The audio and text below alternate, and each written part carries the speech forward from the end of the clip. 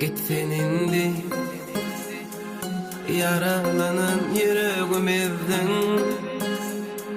meni beyle dertlere dövdün.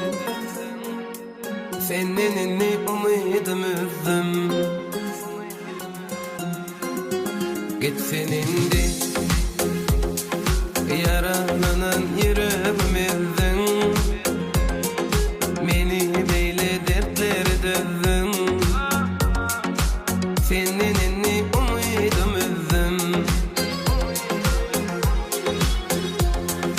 Halim yaman, men sensiz yeke kaldım utandım. Gecelerine yine yatta uyandım. Sevmesen de aşkında yandım. Geçsin aylar, seni seyen günüm geçmişte kalsın. Yaklamalarım daşta kalsın. Vakit menin dertlerim alsın.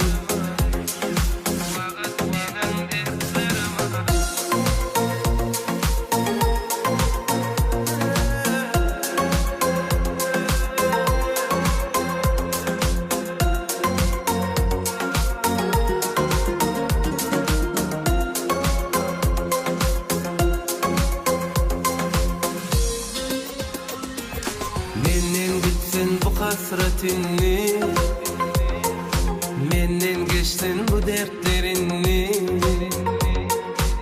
Bundan artık kıymayın indi. Gitsin indi, menden gitsin bu hasretini,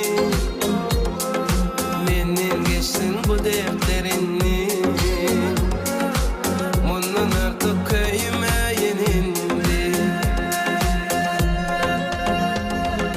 Halim yaman, men sensiz yeke kaldım utandım. Gecelerine yeni yatla uyandım. Sevmesen de aşkında yandım. Geçtin aylar, seni seyen günüm geçmişte kalsın. Yatlamalarım daşta kalsın. Vaktler benim dertlerim alsın.